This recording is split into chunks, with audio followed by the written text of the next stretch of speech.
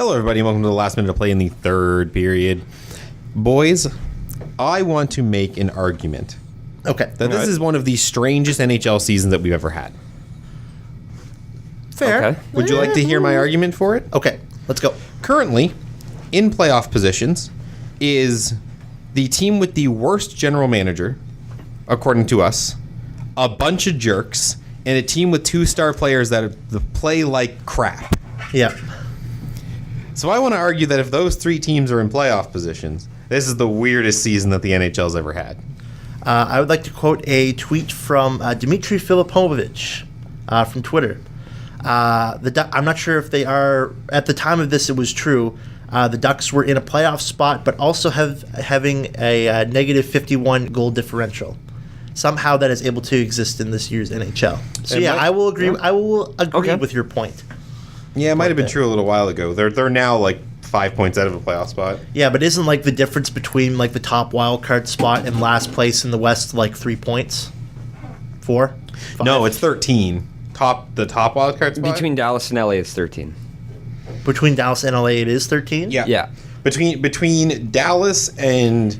or between the first wild card spot and the 6th position in the wild card race, so that would be... 4 points. Between 7th place and like 5th and like 13th place is 5 points. It's 5 points. And that's Dallas to Vancouver. Yep. Weird.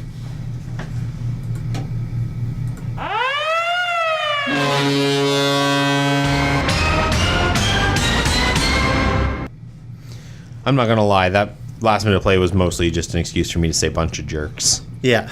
Because I think that's great. Are you gonna buy a T-shirt? Maybe. I think I need to buy a T-shirt. I don't even care. I'm a Leafs fan. I'll wear that stuff. I'll wear that shirt all day. Anyway, thanks everyone for tuning in. This is Overtime Radio on CHSR 97.9 FM in Fredericton, New Brunswick, Canada. It is, of course, me, Kaley Etheridge, joined in the booth by Johnny James. Say hi. What's up? And Sean Crocker. What's up? Yeah, so I sort of threw you guys off because we need to settle on whether or not you guys say hi or I just introduce you. Yeah, whatever. I don't know. Go with Either the way. flow. We have a lot to talk about today. Yes, we do. There's a bunch of trade stuff we're going to try to cover because we're not doing a trade deadline thing on Monday. Yeah. Mostly because of circumstances outside of our control. We can't give you guys up-to-date information for that day. So if we can get a reply back from a certain guest we'd like to have on, we're going to try to air that show Monday. Yeah. For the benefit of this show, if like a bunch of stuff happens on Sunday, we'll be able to talk about it Monday morning. So.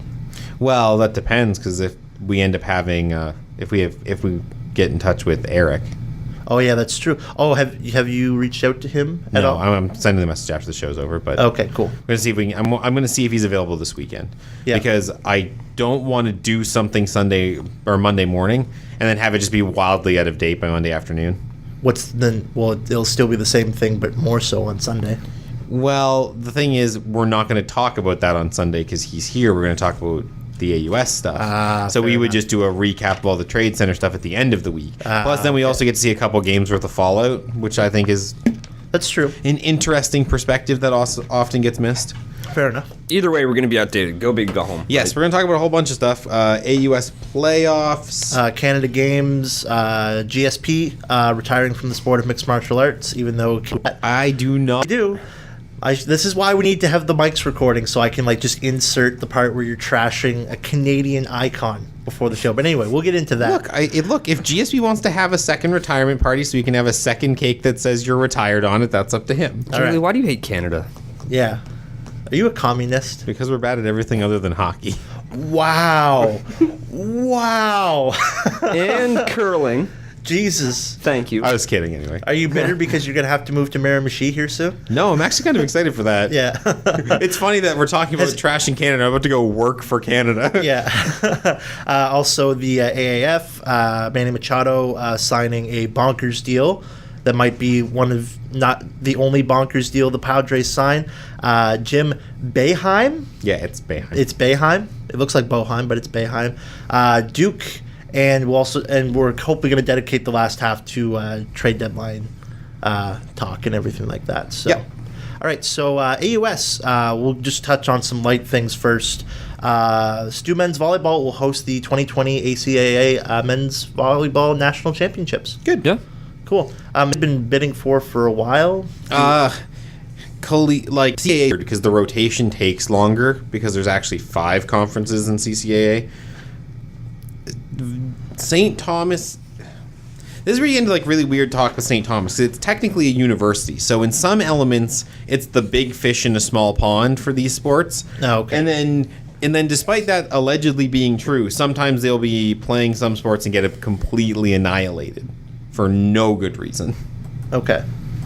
So, I don't know. I think it's good. Men's volleyball is not generally the strong suit. Usually the women's team is stronger. So we'll see how this plays out. But this might also be like a UPEI thing where, like in women's hockey, we've been saying UPEI is not really playing for the championship this year. They're playing for the fact they're hosting 2 years in a row. They're playing for next year. I think that's probably what St. Thomas is doing. Well, we talked about UPEI hosting nationals for AUS women's hockey and how it's a recruitment tool. Now, like, St. Thomas is also coming off a period where they've won, like, 5 of 6 titles, and they're on a downswing right now. So I think it's it might be a play to sort of save it. Like, keep your place. Yeah, keep the dynasty going. Fair enough. It might be. It's good, though. So we have some maritime talent joining the UNB men's volleyball team. Yes. It's the first 2 members of the UNB Reds men's volleyball team's recruiting class of 2019. We have Liam Zink of Moncton and Thomas Vickers from Truro, Nova Scotia. They've signed U Sports Letter of Intent and will join the Reds in the 2019-20 R6 season. Zink is a 6'9" middle who will join UNB after a season with the U18 Reds Club team. And in 2018, he was selected to Team Atlantic for the Canada Cup event in British Columbia. And in 2017, he was a member of Team New Brunswick that earned a silver medal at the Eastern Elite Championship. He's currently playing with his Moncton-based high school team, École Ladessé Olympienne.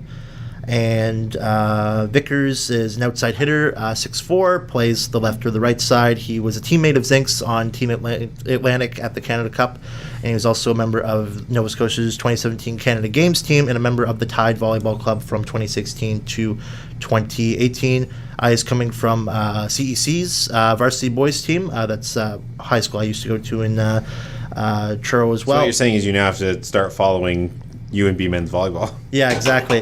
I've covered it enough. I've covered. Oh, that's true. You've been covering it this year. I've covered like one hockey game since like November. Yeah, they've been putting you on like basketball and volleyball for the most part. Well, that was the whole idea in the from the get go. Is that I figured I might have been covering more of like the men's stuff and everything, but. The main thing was like for me to handle everything that conflicts with Andy covering the UNB women's team, because that was like the big thing about the UNB athletic season and everything like that this year. So, so I've been covering an inordinate amount of like basketball and volleyball and even some soccer in the fall as well. Which is good because that's sort of out of your comfort zone, right? Oh yeah.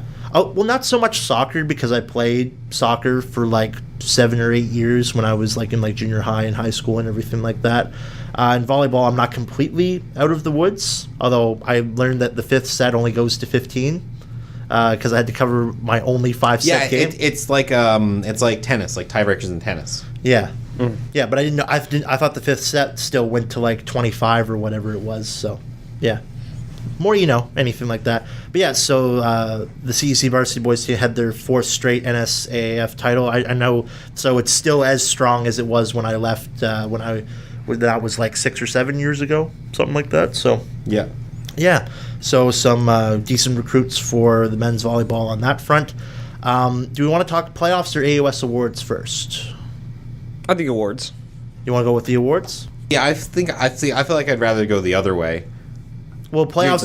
You're the tie-breaking vote. I don't think it matters. Yeah, might as well go through the awards because, like, playoffs, we only really have one game to talk about. Well, that's why I said we should do it first and get it out of the way. Fair enough. Okay. UNB beat UPEI 3-1 in Game 1 of their best of 5 semifinal series.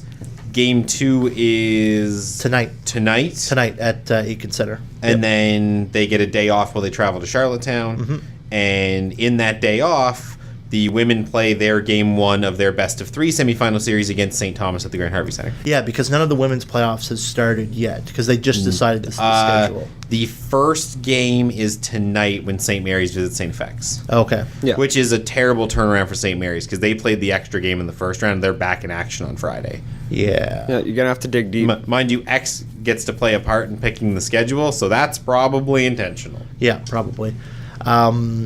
So that'll be at the first game will be at Grant Harvey Center. It will be at Grant Harvey Center at 7 o'clock on Saturday. Yep. Okay. So You got it. Thanks, Sean. yeah. So that's going to be. I think that's a good. Like, I know it's not the best matchup for UMB. It's not the best matchup for anybody. I think it's going to be interesting though, because like, there's only one of the 4 or 5 games that they played between one another that was decided by more than one goal. Yep.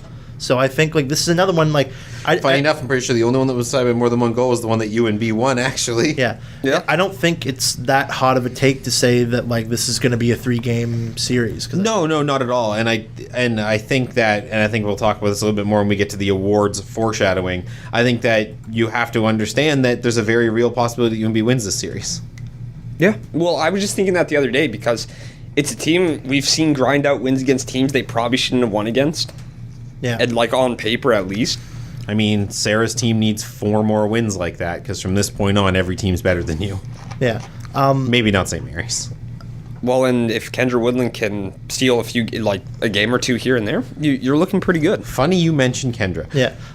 So before we get to that, like with the men beating UPEI in the first game, hooray, UPEI Panthers! You managed to only lose by 2 to a Vastly superior opponent. Yeah, that hasn't played a game in almost 2 weeks, and which will probably have all the rust shaken off by the time the next game. Which, well, I know that's tonight, but I think it's going to be a much kind of widely contested game.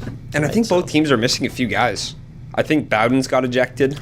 I didn't. I should check. I don't think Duff McFalls was back. No, he either. wasn't there. Yeah, I think he's done. yeah. I mean, if he's not back now, there's no way they're activating him. Maybe for nationals if he's good to go, but at this point he's been out for what, 2.5 months? Yeah. That sounds like a season ender for me anyway. Yeah, we'll have to see. So anyway, we might as well get into the major awards and everything. Start on the men's side or the women's side? Sure, we'll start on the men's side. Men's side, UMB's Chris Clapperton named AUS MVP. Shocker. 47 points in how many games is the season? 30 games. So yeah, 1.5 a game. Yeah, second most points across U Sports. So who beat him? I don't know. Someone from Alberta. Sean, would you mind looking in all of U Sports? All U Sports men's points scoring and everything. Rookie of the year was Etienne Monpetit from the Moncton Aigle Bleu. Yeah. That's a good choice, actually. Yeah, most sportsmanlike player, the Don Wells Trophy, Adam Stevens from the St. FX X-Men. He was obviously not involved in the brawl at the end of the season, as much as the others, I guess. Student Athlete Community Service Award goes to Randy Gazzola from the Reds. Coach of the Year goes to Judez Valet from the Aigle Bleu. They had well, you couldn't finish much lower than they did last year, but well, yeah, they were absolutely abysmal last year, and this year they at least got to play a competent playoff series. Yeah, for sure. So first and second team. So first team all star. For anyone who's wondering what the award that Gazzola won is, it's like the humanitarian award that the NHL gives out. It's that equivalent. Yeah. By the way, he was from Ryerson. Matt Mistel from Ryerson. OUA? How many points did he have? 50. 50, so that's 3 more than Clapperton.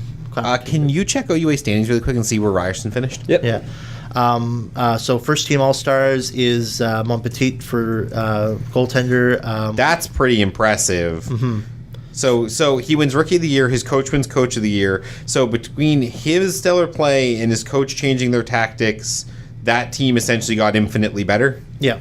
Enough that he's a first team All-Stars Rookie of the Year. That's good. Another first year to make a first team All-Star was Nicholas Welsh from St. Mary's. Yeah.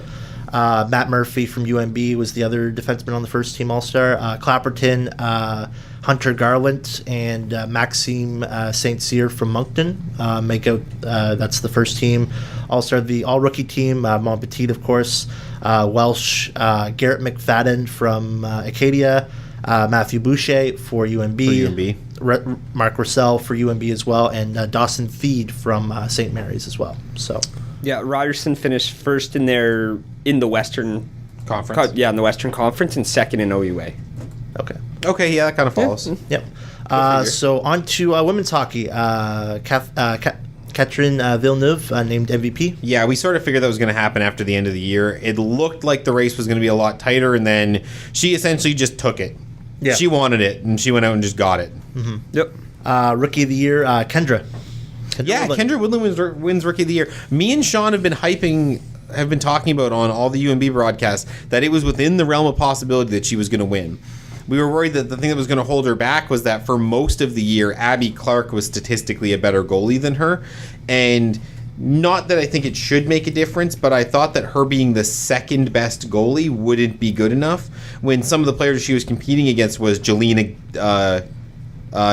Gillard from UPEI, Tyra Meropoulos from St. FX. Like, the rookie class this year in AUS women's was strong. Jenna McLean from UNB. Who else was on the all-rookie team for women?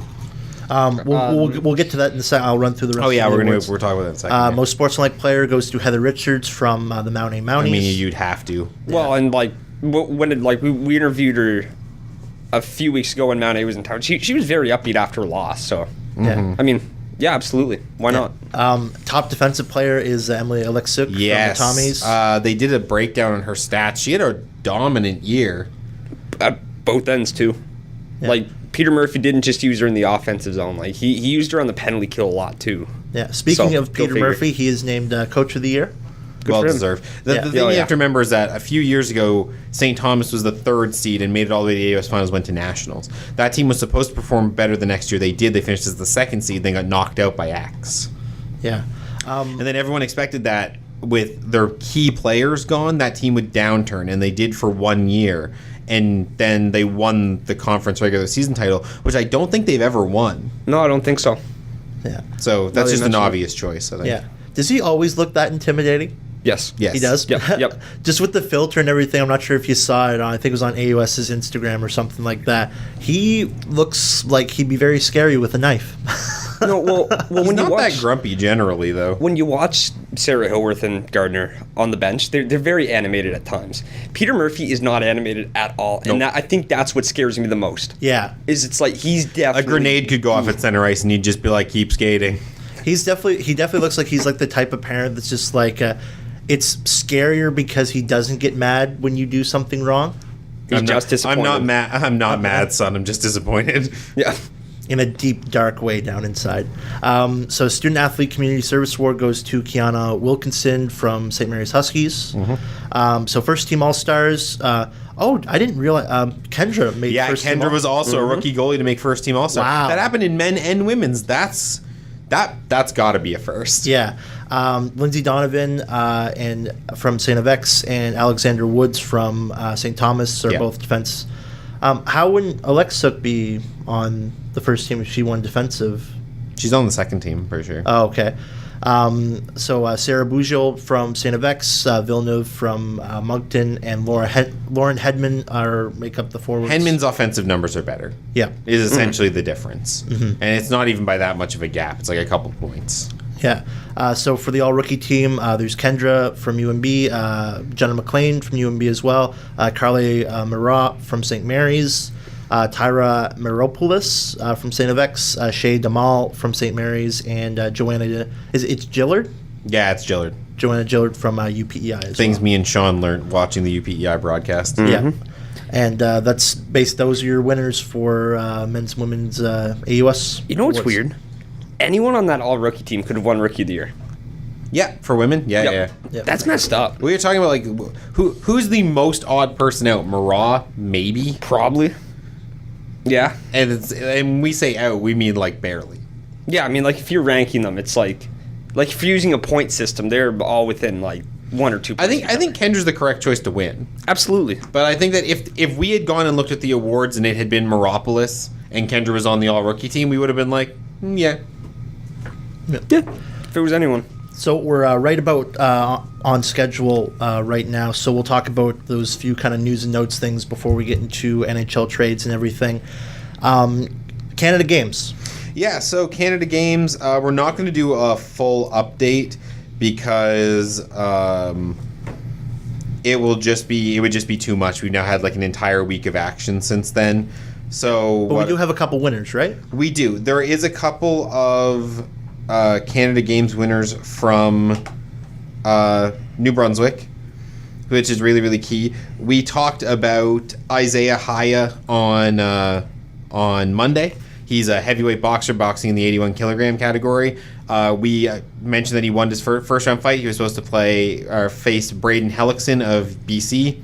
Dominated Hellickson in the second round fight. Made it to his gold medal match. Won his gold medal match. Isaiah Haya is officially Canadian national champion in boxing. Cool. And then the next day, they did the individual events for gymnastics and for the vault. So that's do you know your gymnastics events at all? I don't know how Olympic savvy you are. The vault, like that's no, because pole vault, that's track and field. Yeah. Vault is vault is the springboard onto the camel horse or whatever they call it. Camel horse, and you got to do you push off and do flips in the air. flips and and stuff. Okay, yeah. Yeah, so That's the one like one of the most like frequent for like catastrophic, terrifying like leg injuries and knee injuries. It's also like it's arguably one of the most skill intensive and maybe the most horrifying. Like just to like it, you do a lot to your body to make that work. Yeah. But Cameron McMaster won a silver medal individually in the vault for New Brunswick. So congratulations to both of those guys, and we're now on the 1 day break for the Canada Games, so they'll be back on Sunday or Monday. I forget which day it is. Yeah. Where are they airing from? Is it TSN that's airing? TSN is airing all of the major finals, so they aired boxing, for example. Otherwise, all of the events are live streamable at the Canada Games website. Okay, cool. I was watching a Nunavut and Newfoundland hockey game the other day, actually. Cool. Oof. Do you know where the two winners are from? Like specifically? Yes. In New Haya's from Rothsay, if I remember. Okay. Give me 1 second here. I'm double checking really quick. I have the information right here. He is. It doesn't give locations. It gives club or schools. So Haya fights out of East Coast Boxing, which if I'm not mistaken is in Rothsay, and McMaster is from the Fundy Gymnastics Club, which I believe is in the St. John area. Okay. Cool. So moving on from that, we have the actually McMaster's from Quispamsis. So yes, the St. John area, but he's from Quispamsis. Cool. So the AAF apparently needed a $250 million bailout to stay afloat after just 1 week. Shout out to one of my favorite blog news sites, Third Down Nation, who does CFL stuff. Posted just one of the most, I think it was their Twitter account, posted one of the most slanderous, like 140 character bylines, which was, upon hearing the news of the $250 million infusion for the AAF, I would like to remind you that the CFL is still going strong. Yeah. What does AAF stand for again? It's Alliance of American Football. Okay. And which is a shame because the first week looked really promising, and we're learning, like, this is a bad sign for Vince McMahon in the XFL. Yeah. Now, to be fair, some people are saying that the issue is that the AAF's model is not sustainable, whereas the XFL is going to have much tighter wage restrictions and rules, so it's going to be a little different. Because the AAF, if I'm not mistaken, all the teams are centrally owned by the league, and the league has investors investing in it to do that, whereas the XFL is going to have owners. So it's... The AAF is essentially running with the old XFL model and hoping that if they took away all the dumb stuff the XFL did, it would work. And we're learning that, no, that model was also just not financially viable. Yeah. So moving on, we can go to GSP is retiring from mixed martial arts. For the second time. For the first time. He stepped away the first time. The first time would have been a retirement if it weren't for the fact that he thought that he could get away with coming back. You gotta appreciate that it was smart.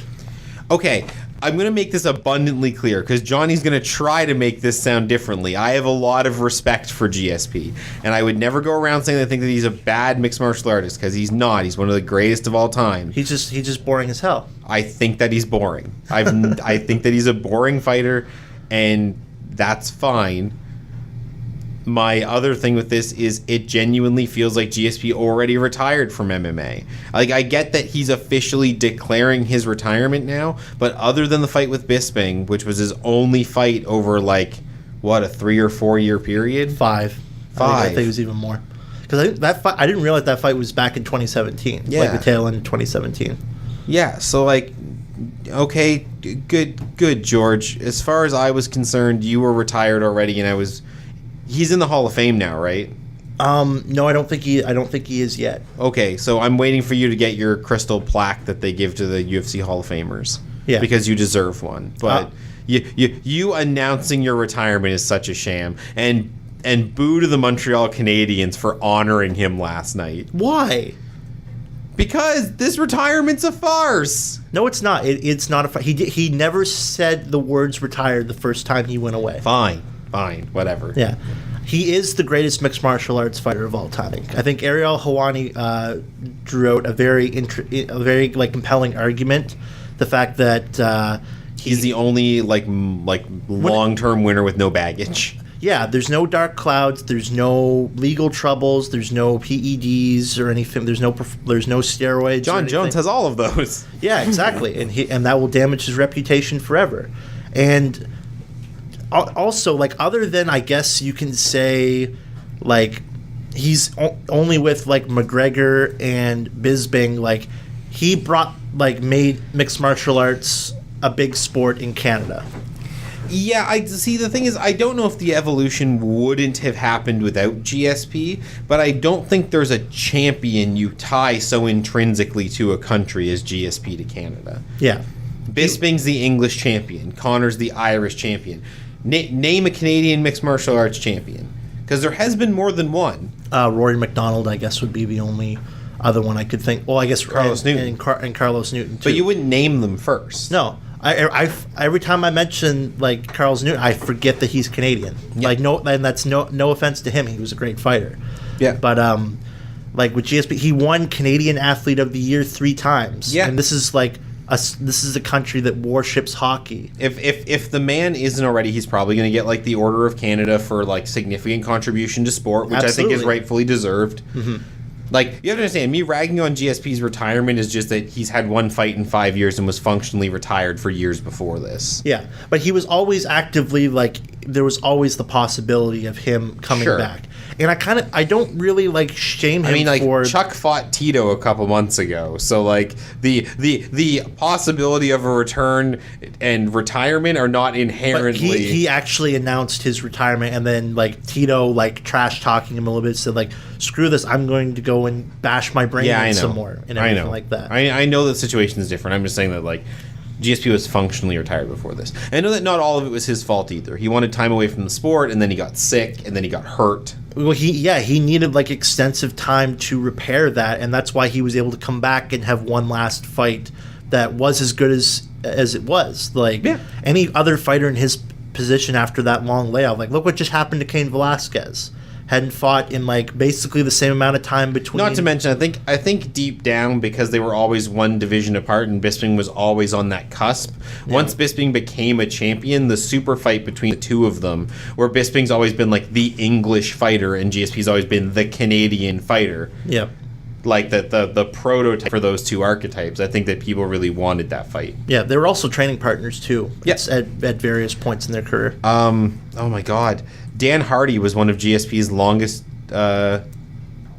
running training partners. Yep. After Hardy lost to him, he joined his training staff. Yeah, I'm pretty sure that was it you that said that like Dan Hardy is pretty much like the best fighter that never fought in the UFC, or did he fight in the UFC? No, he did fight in the UFC. He actually fought GSP for the title. Oh, right. The issue with Dan Hardy is he might be the best welterweight to never win a title, because a little bit after the GSP thing, it turns out that I think he has some sort of brain issue that causes spasms or something like that. He just couldn't fight anymore. Yeah, he couldn't risk further damaging something that was like already had a profound effect on his life. Yeah.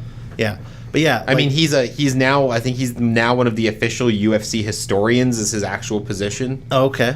Like whenever they do like their mini docs, you'll see him talking in them all the time. Mm-hmm. Like he was a prominent part of the Bisping one, which is still available for free on YouTube. You should watch it. Cool. But yeah, no, it's a great career to GSP, and like I I think he is probably one of the most intelligent fighters that we will ever see in the octagon. It just, like, unfortunately, it meant that some of his fights had to be boring. Yeah. Because for him to best beat those guys, it was in his best interest to pin them down and punch them in the face for 25 minutes. Yeah.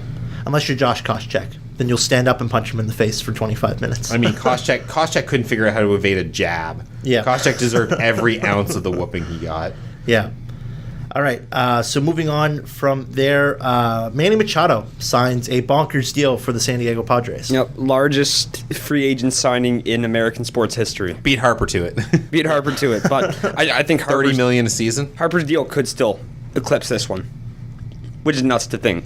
Well, so what did Machado get? 30 a year for X amount of years? Yeah, that's $300 million over 10 years. So 30. You think someone's going to offer Harper $30 million a year over longer? Well, the biggest contract right now is Giancarlo Stanton at $325 million over 13 years, and apparently Scott Boras, very prominent agent, he's Harper's agent. Apparently, he's shooting for more than that. Woof. Yeah. Woof is right. Incoming Rick DiPietro deal that caves a team's payroll forever. I don't Really, think those he has much contracts are easier leverage. to move in Major League Baseball, aren't they? With no salary I mean, cap. it depends on how good or bad the player is, I guess. It's true. Well, apparently a few teams have said that they're out of the running, including the Nationals, so maybe that drops Harper's price. It lowers his leverage at least. Yeah, but are they out because there are suitors that are willing to pay more? Because if you're in and then you say we're out, it typically means that the price has gotten too expensive. That's true. Right. Yeah. No, it very well could be that. But Is he I don't worth know. that much though, Machado? Is Machado League max? League max? Yeah. I don't know. It's close. If anyone. Okay, I guess your benchmark is, so are we arguing that Harper is worth league maximum? Okay, either the Machado and like Harper, are they on the same level? Well, no. I would say that Machado is definitely a worse player than Harper. Yeah. But I don't think the gap's that big. I think good third basemen are also harder to find than good outfielders. Yeah, and I think that's where you get to sort of an interesting thing with Machado, is Machado's playing a much more valuable position. Mm-hmm. And on top of that, and this is a little bit more minor, but I think it's sort of relevant, is if we're saying, like, let's say the benchmark is Harper is worthy of league maximum. Would I pay league maximum for Manny Machado? And I think I personally would be uncomfortable with the idea of giving Machado $30 million a season, but I'm not that surprised that somebody would. I'm surprised at San Diego. Yeah, like their payroll sits at like $60 million this year.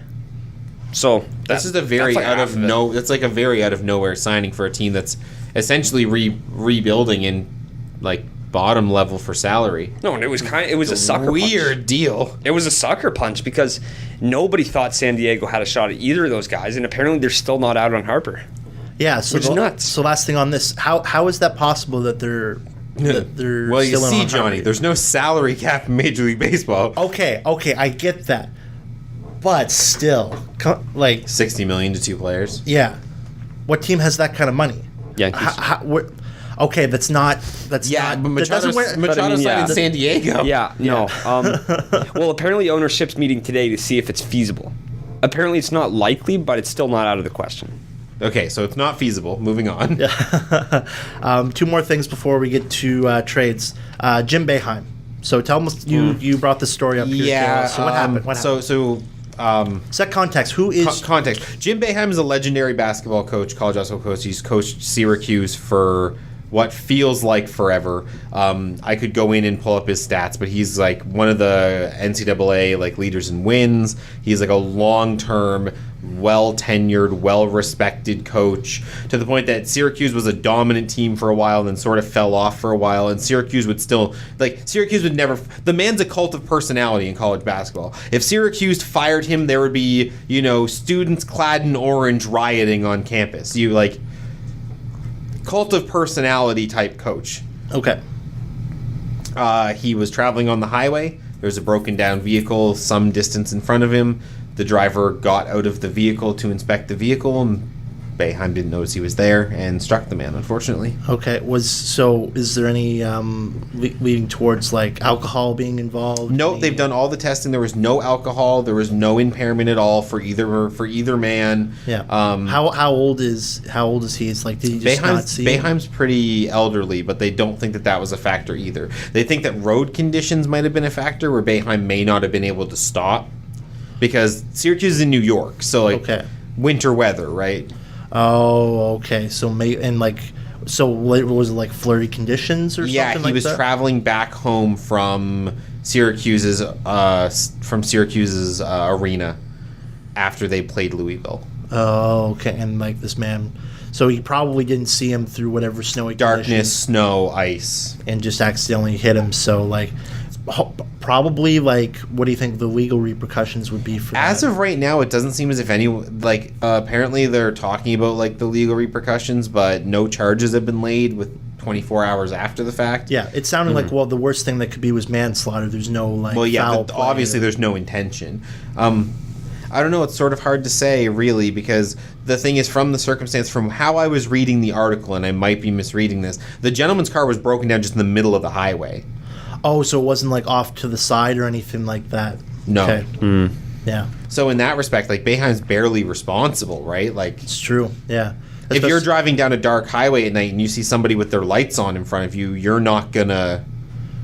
Yeah, it might have even taken Boeheim a couple of seconds of reaction time to realize, oh, that car in front of me is just not moving. Yeah, that's true. Because like, if you start pulling up on somebody on the highway, your first thought is, man, this person's driving really slow. So like, imagine the thought process on icy roads at night of, man, they're driving really slow. Oh, they're not moving at all. Oh no, look, a person. And like a good driver's reaction is to not slam on the brakes in icy weather, because that just makes it worse, because you're going to spin out.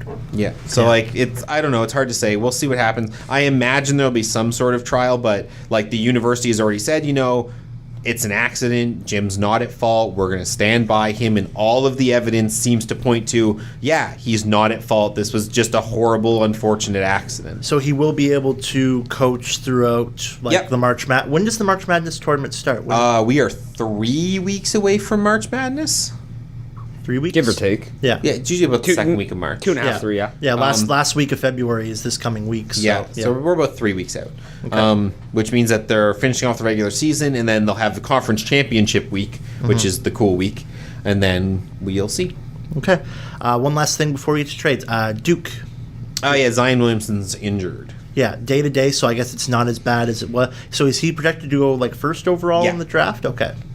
Followed very, very quickly by Canadian RJ Barrett. Yeah. So his shoe exploded or something like that? Yeah, so there's something to do with his endorsed sneaker. Well, not his endorsed sneaker, but the Nike, his sponsorship sneakers. Yeah. The picture that I'm looking at right now, he blew right through the bottom too. It blew clean off and everything. It's horrible, but I think the best thing I saw posted about it was The Onion posted an article today that was Nike fires 8-year-old sweatshop worker for not noticing defects in Zion's shoes. No. Kaley. Oh, God. Oh, that's horrible. Yeah, Puma actually tweeted out, so that, it wouldn't happen if you were wearing Pumas, and then they immediately deleted the tweet once they realized, he might be seriously hurt because of that. So that doesn't really look good on us for making fun of that. No, but I mean, it seems like Zion's only going to be day-to-day. Yeah. That team is still a national championship favorite, which means because it's Duke that they'll get knocked out in the third round. Okay. Because you have to understand, there are two Duke teams. There are Duke teams where people say, man, Duke's having a down year, and they win a national championship, or years where they go, man, Duke is dominant, and they'll lose to a 15 seed in the first round. All right. Those are the two Dukes. Yeah. Which one do we get this year? Yeah. Probably the second. Yeah. I just don't know how anyone beats that team, though. That team's very, very good. All right. So with that being said, let's go to NHL Trade Deadline. Is this coming Monday? And man, a lot of stuff's happened already. Yeah, and we still have all the big fish are still at play. Pretty much. Yep. So this might be actually Senators aren't trading Stone.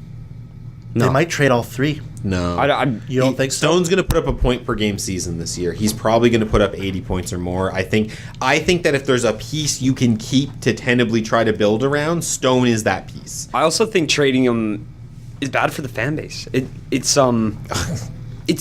Okay. That's cute. I think we are is. past that point. There are going to be some more bad things for this fan base. Okay, but how much is this organization better. trying to save face at this point? They've already gotten rid of Erik Karlsson. Trying to save face is arguably what got them into this in the first place. Like, you need to understand, like, okay, you have to understand, suck. until Eugene Melnick came in a couple weeks ago and said that he was actively going to try to put funds into the team and, like, help the team out as an owner, I was still convinced he was intentionally trying to sabotage the team so he could sell them for cheaper. Well, I just Or think what move he's them. done this season has been phenomenal, given what he's had to work with. Yeah.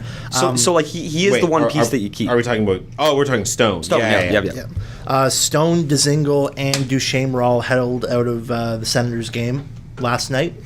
Was Stone for all three of them for precautionary. Nobody played That's why they got killed. against the Yeah. Devils. That's why Schneider got a shutout. Also, apparently, Adam McQuaid played like one period and then came out for the same precautionary reasons or anything like that. So Wait, McQuaid's a senator? this is McQuaid's. He's a Ranger. He's a Ranger, but he's also like a trade. Okay, name I was that's really floating around. confused. We were talking about the three senators. I'm like, wait, that's No. not right. No, but yeah, no. Stone, Duchesne, and Dzingel were all held out of that game. Panarin, I guess we will believe up for now that he was crapping his pants, according to Torts. But I still think I would believe that he had the flu. I just think the timing of this is the one thing I hate about trade deadline season.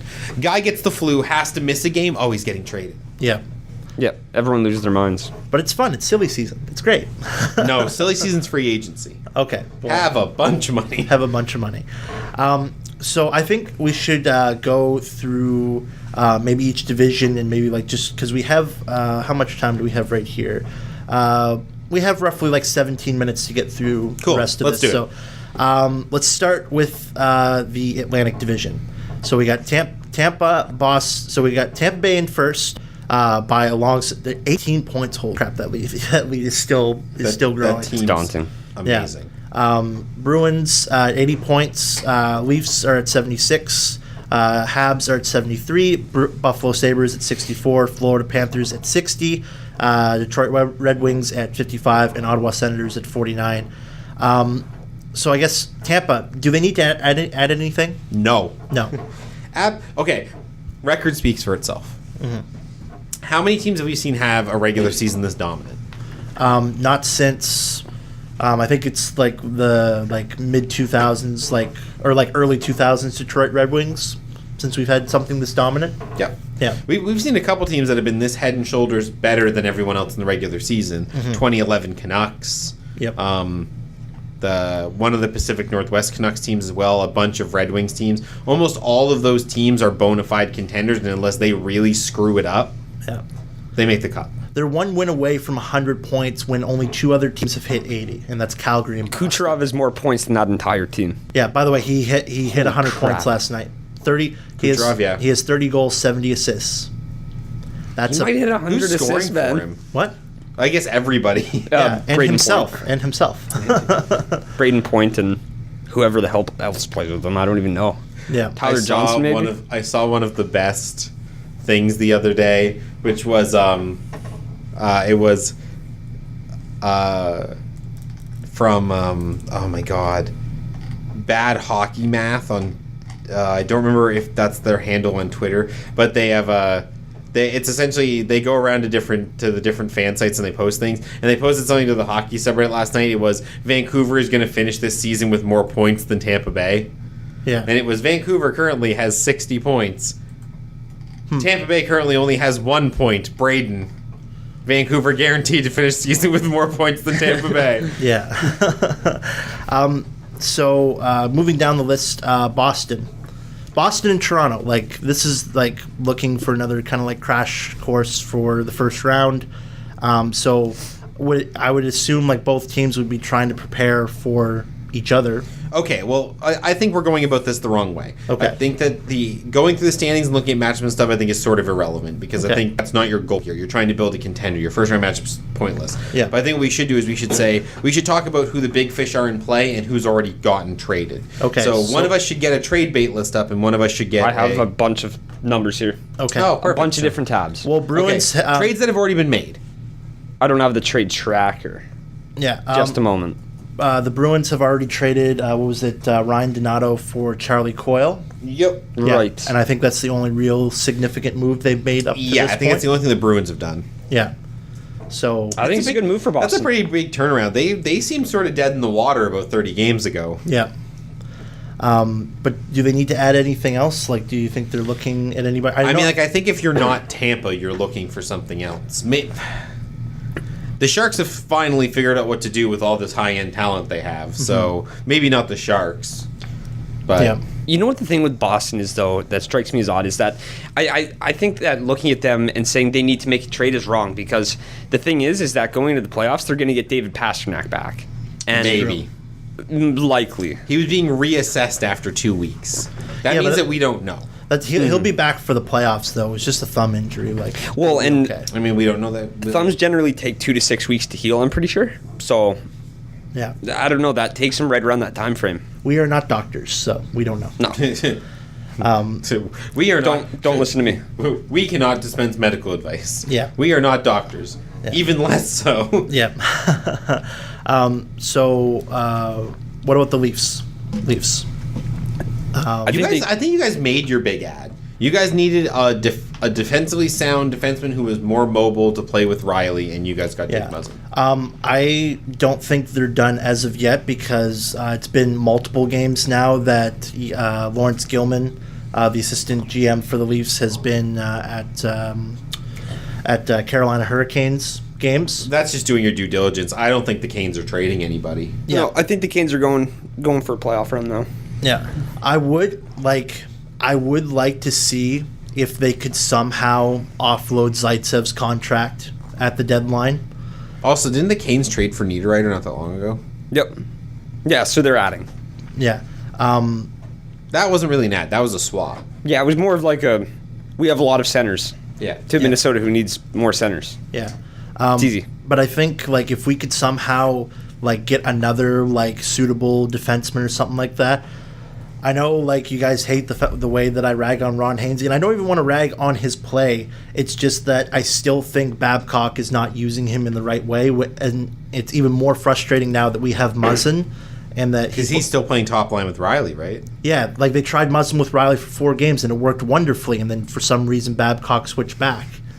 And if Hainsey was playing with Dermott on the third pairing line and had controlled minutes, I am fine with that.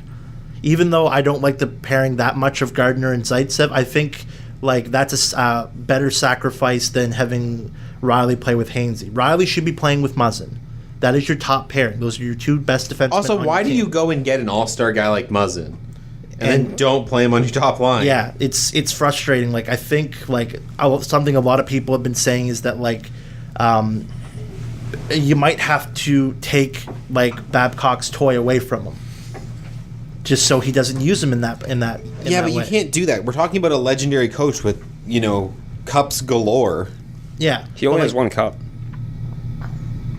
What else? He's won Olympic stuff. I was but he's never won a Jack Adams, though. I mean, he can't be that good of a coach. Yeah. Bum. Anyways, I think if you're not going to use him right, you gotta take it away from him. I think.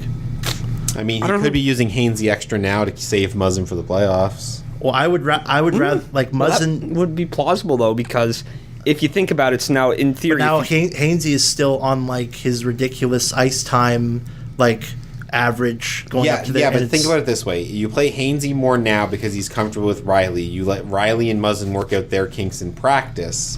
Then when the playoffs come around, you can trim Hainsey's minutes as his body starts to wear down and play Muzzin in his place. Let Hainsey play with Dermott, and that lets Dermott sort of run free in the playoffs, and he doesn't have to play against the top pairings. I'm not saying that's what's happening. I'm saying it's a valid strategy argument. See, this is something that's been speculated for the last 2 years. That is Babcock just being frustrating and stubborn, and then eventually he's gonna conserve everything, and then in the playoffs unleash the beast that we have been saying the Leafs are all season long.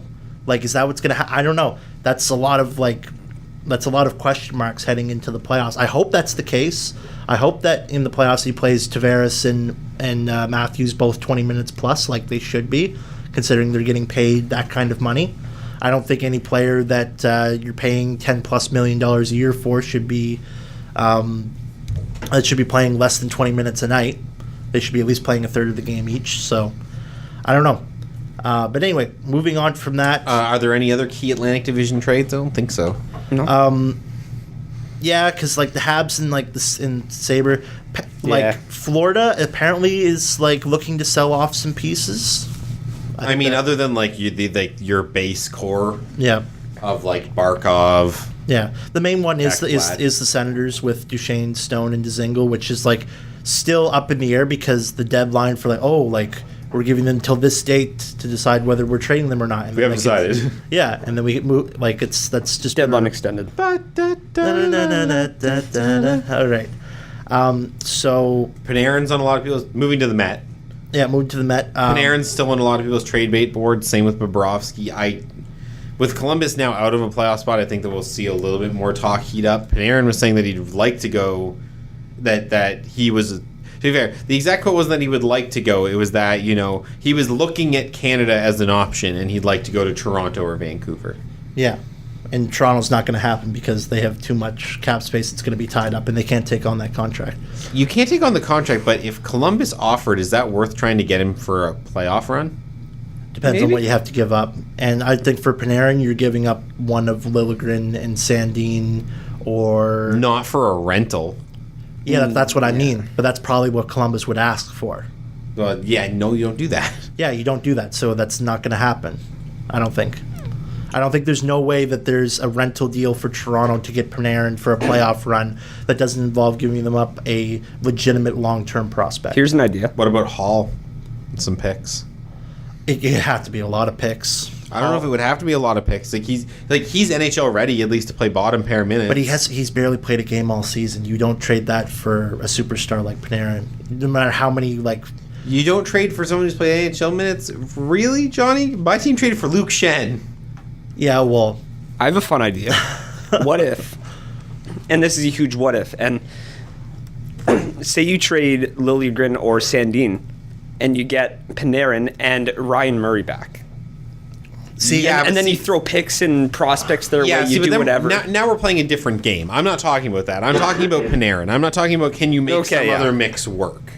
Obviously, there's a trade in there that works somehow. Mm-hmm. Yeah. Yeah, I don't know. I don't think you give up the two best defensive prospects when arguably your team is going to be needing some defensive prospects down the line, especially with Gardner going as well. Definitely. He might not go. Yeah, and you don't need the forward help to begin with because you already have an all-star roster full of forwards at this point. But for the playoff run though. I don't know. Not you got to think long. You got to still think long term here, and this is coming from a Leafs fan who I would love for them to do goofy stuff like that and win the playoffs this year. But I'd rather have multiple cracks at it. So anything else in the Metro? I don't really think so. Bobrovsky. Panarin and Bobrovsky, but I think it's more looking like they might go to the off season. Although I think they should probably get what they can for both of them because I think they're both going to walk. I think at least for Bobrovsky. I don't know, man. I still think Columbus is good enough to compete. Yeah, well, they got to make the playoffs first, so. I still think they will. Nashville is apparently a team that's been very active. I'm not sure if they were talking about them possibly landing Panarin for this playoff run. I think they would probably want to do a sign-in trade or something like that and make sure they have an extension in place. That would make the Predators pretty dangerous. Winnipeg has enough assets and cap room that they could also make a move. Well, there's been talk about them with either Duchesne or Stone, which I think would be a great ad for them. Other than that, I don't know. There's a bunch of teams St. Louis. I don't think is going to be that active because I don't think they're shopping Parayko or Pietrangelo anymore. Because they're also third in the Central now and just coming off an 11-game win. And quickly gaining on Nashville. And remembering that we actually have a decent lineup of players and we don't suck. Yeah, like we did for the first part of the season. Other than that, it's a bunch of teams that are up in the air. Are the Wild this is the thing about the Western Conference is these bottom half of teams you all suck so bad.